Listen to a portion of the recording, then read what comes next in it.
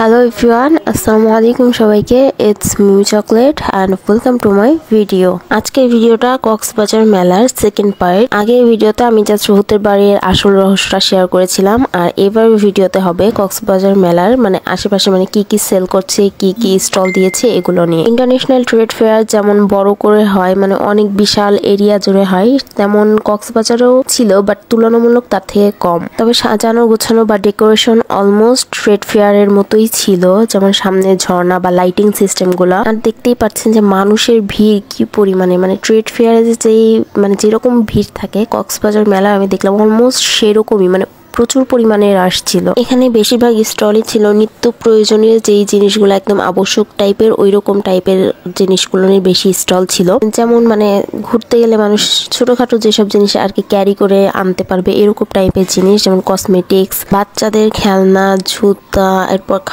খাবারের স্টল যেমন ফুচকা বা বিরিয়ানি এই টাইপসের। এছাড়াও ছিল ঘর সাজানোর আসবাবপত্র যেমন ফ্লাওয়ার বা ফুলদানি টাইপের এরকম। আর ছিল বিভিন্ন ধরনের রাইড, যেমন ওই যে একটা দেখালাম ভূতের বাড়ি, তারপর হচ্ছে নাগরদোলা, পর ঘোড়া যেমন ঘুরে চরকির মতো, ওইটা বিভিন্ন ধরনের রাইড আর কি বাচ্চারা যেরকম পছন্দ করে ওই টাইপসের। ও আচ্ছা, নৌকাও কিন্তু ছিল। আমার নৌকাতে উঠতে খুবই ভয় লাগে, আমি উঠলে একদম লাস্ট প্রান্তে উঠি, ভয় পাই বাট তাও উঠি, কারণ ভয় না পেলে যদি উঠি তাহলে কোনো লাভই নেই, তাই একদম আমি লাস্টে উঠি। তো আমার মতো কে কে এরকম আছে নৌকাতে উঠলে একদম লাস্ট মাথায় যেয়ে বসেন। এখানে আমি চুড়ি দেখছিলাম, এখানে প্রাইস গুলো সামনে যেগুলো ছিল সবগুলাই 50 টাকা করে দিয়ে দিচ্ছিল ওরা, ডিসকাউন্ট দিয়ে 50 টাকা করে আপনি যাই নেন না কেন 50 টাকা করে তারা দিচ্ছিল। সো এখানে বিভিন্ন ধরনের চুড়ি ছিল, বিভিন্ন কালারের কাচের চুড়ি। সো আমি দেখছিলাম যে কোনটা ভালো লাগে আমার হাতে। শুধু চুড়ি না, এখানে সামনে অনেক ধরনের জিনিস ছিল, যেমন নেল পলিশ বা লিপস্টিক, আইলাইনার, মাস্কারা, অনেক ধরনের কসমেটিক্স ছিল।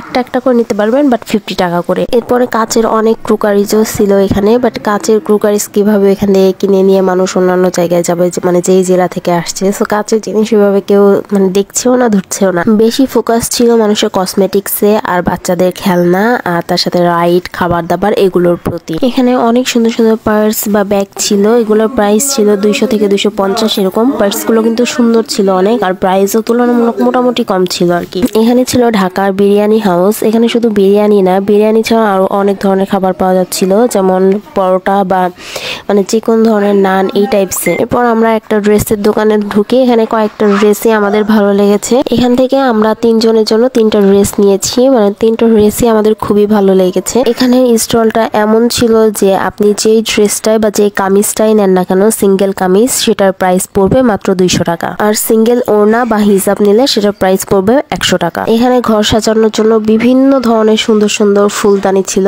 আমার দেখে পুরাই মাথা নষ্ট হয়ে গেছে। খুবই সুন্দর সুন্দর এখানে জিনিস ছিল, বাট এগুলো টেনে আনা পসিবল না। পরে আমরা এখান থেকে নাগরদোলনায় উঠলাম। নাগরদোলনা ওঠার পর কি যে একটা অবস্থা হয়েছিল, খুবই বড় নাগরদোলনা ছিল, যার জন্য খুবই ভয় লাগছিল যখন নাগরদোলনাটা নামছিল তখন। তো দেখেন কি অবস্থা হয়েছিল।